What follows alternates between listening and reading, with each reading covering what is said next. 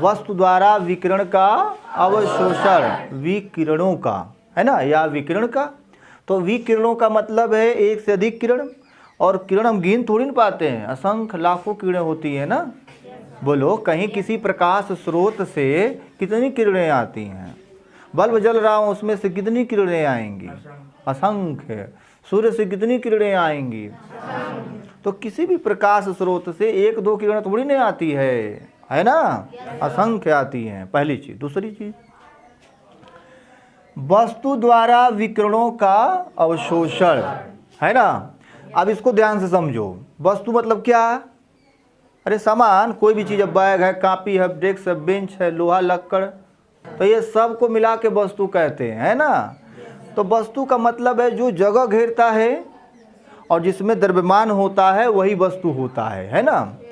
अब कोई वस्तु धूप में पड़ी है, कहीं बाहर पड़ी है, तो जो सूर्य का प्रकाश पड़ता है और कितना पड़ रहा है, ठंडी है कि गर्मी है, उसके हिसाब से वस्तु ठंडी या गर्म हो जाती है। होती है कि नहीं होती है?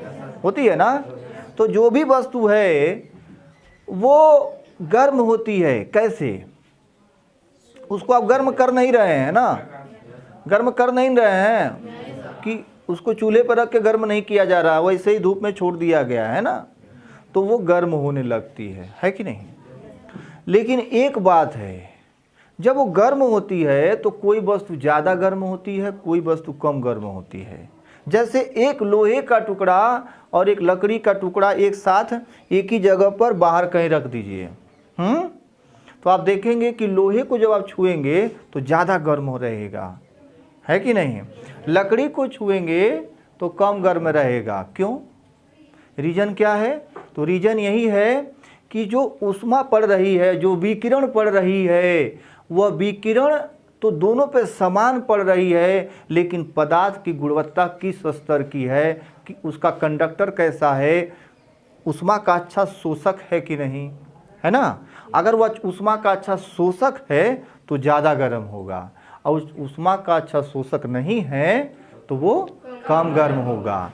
तो लकड़ी ऊष्मा का अच्छा शोषक नहीं होता है, और लोहा ऊष्मा का अच्छा शोषक होता है। लकड़ी के तुलना में लोहा अच्छा शोषक होता है, शोषण कर लेता है, ऊष्मा को क्या करता है? शोषित कर लेता है। अच्छा, उसमें ऊष्मा रहेगी तभी तो गर्म होगा, और रहेगी किस केस में? जब उसको वो सोख लेगा, शोषित कर लेगा, एब्जॉर्ब कर लेगा, इकट्ठा कर लेगा अपने अंदर। बोलो, तभी तो उसको छुओगे तो गर्म महसूस होगा। लकड़ी क्या करती है? ऊष्मा का थोड़ा सा मात्रा वो शोषित करती है, बाकी मात्रा वापस कर देती है। बोलिए। तो ठीक इसी तरह से जैसे अभी मैं सबको पढ़ा रहा हूँ, एक ही बात सबको बोल रहा हूँ, लेकिन जिसका कंडक्ट गुड होगा, गुड कंडक्टर होगा, यानी जिसका सीखने का स्तर अच्छा होगा, यही बात वो अच्छे से पूरा शोषित कर लेगा। और जो बैड कंडक्टर लड़का होगा, एक ही बात मैं दोनों को पढ़ा रहा हूँ, वो उसको अच्छे से शोषित नहीं करेगा। तो जैसे मैं जब पूछूंगा कि बताओ मैंने क्या पढ़ाया था कल, तो जो अच्छा बच्चा है, अर्थात जिसने उस ज्ञान को शोषित कर लिया है, वो तो बता देगा। आज जो बच्चा उसको शोषित नहीं किया है वो नहीं बता पाएगा। तो जिस तरह से हर चीज़ में बैड कंडक्ट गुड कंडक्ट होते हैं, उसी तरह से जीवों में जैसे बैड कंडक्ट गुड कंडक्ट होते हैं, उसी तरह से पदार्थों में, निर्जीव पदार्थों में भी बैड गुड कंडक्ट होते हैं। समझ में आ गया? इतना समझे आप? तो ऊष्मा अवशोषण करने की मात्रा उस पदार्थ पर निर्भर करता है जिस पदार्थ पर पड़ता है, और वह पदार्थ किस स्तर का है, गुड कंडक्टर वाला है कि बैड कंडक्टर वाला है ना। अगर ऊष्मा को अच्छे से शोषण करने वाला है तो वो ज़्यादा गर्म हो जाएगा, है ना, और ऊष्मा को अच्छा शोषण नहीं करने वाला है तो कम गर्म होगा। एक ही धूप में कोई पदार्थ ज़्यादा गर्म और कोई पदार्थ कम गर्म होता है। क्या मतलब है? दोनों पर तो सूर्य का प्रकाश समान पड़ रहा है ना, मतलब सभी पर सूर्य का प्रकाश समान पड़ रहा है ना, लेकिन कोई पदार्थ ज़्यादा गर्म हो गया और कोई पदार्थ कम गर्म है। क्यों? तो जिसको ऊष्मा खींचने की गुणवत्ता ज़्यादा होगी, जिसकी गुणवत्ता ऊष्मा खींचने की ज़्यादा होगी वो ज़्यादा हीट होगा, और जिसकी गुणवत्ता ऊष्मा लेने की कम होगी वो कम गर्म होगा। समझ में आ गया कि नहीं? कितना समझे? तो अब ये जानना है कि एक पदार्थ है ना, किस तरह का जो पदार्थ होता है जो ऊष्मा को शोषित करता है अच्छे से, और किस तरह का पदार्थ होता है जो ऊष्मा को अच्छी तरह से शोषित नहीं करता है। अगर हम कलर की बात करें, कलर को लेकर, क्योंकि कलर का बड़ा असर पड़ता है। एक पदार्थ जो काला है और एक पदार्थ जो सफ़ेद है, तो जो काला पदार्थ होगा वो ऊष्मा को ज़्यादा अवशोषित करेगा, और जो सफ़ेद पदार्थ होगा ऊष्मा को कम अवशोषित करेगा। समझे? अर्थात अगर हम एक काला वस्तु धूप में रख दें तो वह जल्दी गर्म हो जाएगा, और एक सफ़ेद वस्तु रख दें तो लेट में गर्म हो जाएगा। जैसे गर्मी के मौसम में अगर हम काला शर्ट पहने हैं, खूब काला, और हम धूप में खड़े हो गए तो एकदम बहुत जल्दी गर्मी होने लगेगी, बेचैन हो जाएंगे आप। क्यों?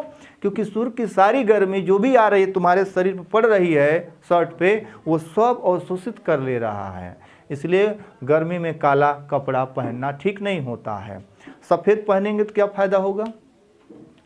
जो भी प्रकाश किरणें पड़ेंगी वो ज़्यादा से ज़्यादा परावर्तित हो जाएंगी। ठीक है जी, और शोषण कम होगा। तो ये सीखे कि काली चीज़ें ऊष्मा का अच्छा शोषक होती हैं, और सफ़ेद चीज़ें ऊष्मा की अच्छी शोषक नहीं होती हैं। क्लियर हो गया ना जी सबको? किसी को कोई डाउट? अच्छा, ये एक चीज़। दूसरी चीज़ सुनो, घरेलू व्यवहारिक चीज़ों में भी देख सकते हैं।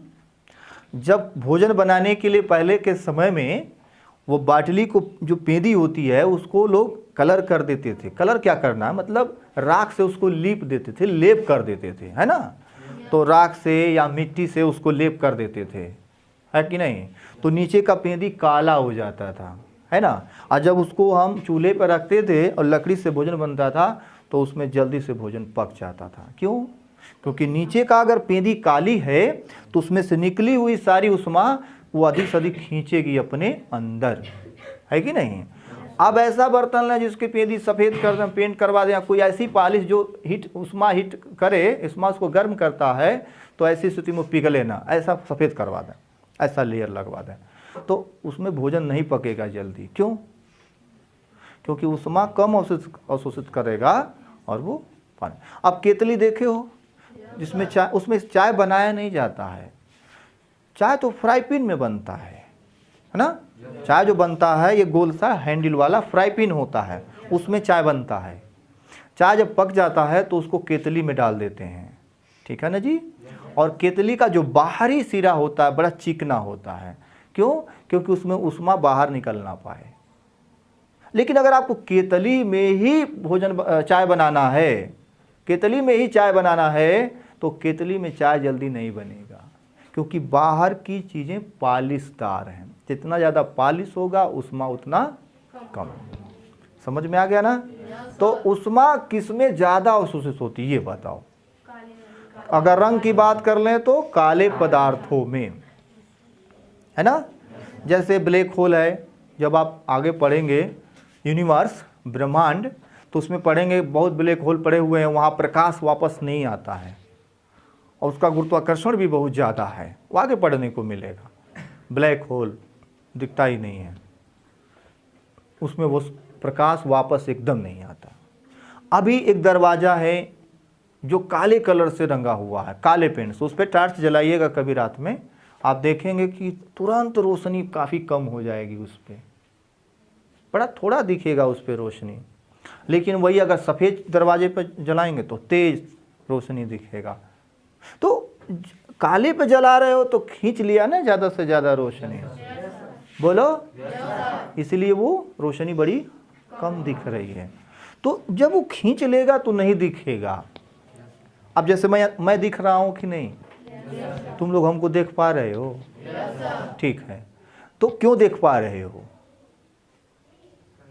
इसलिए कि जो मेरे शरीर पर प्रकाश पड़ रहा है ना, ये सारा प्रकाश परावर्तित हो रहा है, कुछ अवशोषित हो रहा है और कुछ परावर्तित हो रहा है। अगर परावर्तित नहीं होता है तो वो वस्तु दिखाई नहीं देगी, पहला कंडीशन।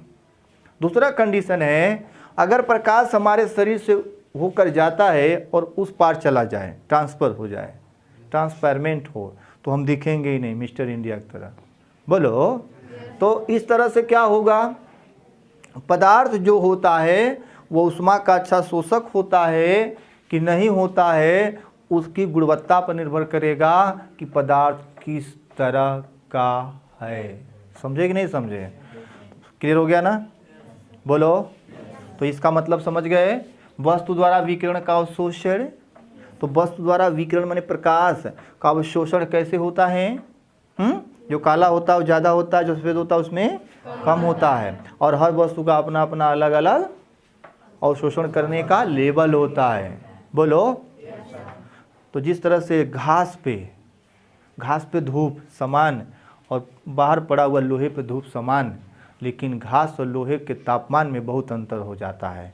ठीक उसी तरह से जो अच्छे गुण वाले व्यक्ति और बच्चे होते हैं, सब पे समान ज्ञान होता है, समान ज्ञान मिलता है, लेकिन उसी में से कुछ ज़्यादा ज्ञानी हो जाते हैं। क्यों? क्योंकि वो अवशोषित करते हैं, उस ज्ञान को अपने अंदर ले आते हैं, धारण करते हैं।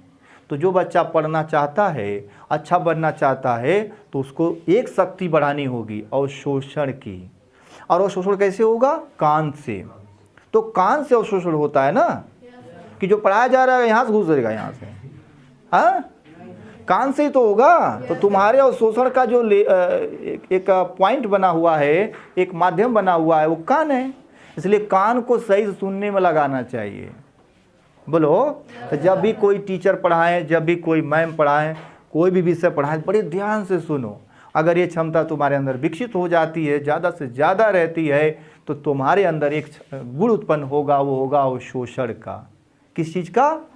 और तुम किस चीज़ का अवशोषण कर रहे हो? ज्ञान का। बोलो, ठीक बात है ना?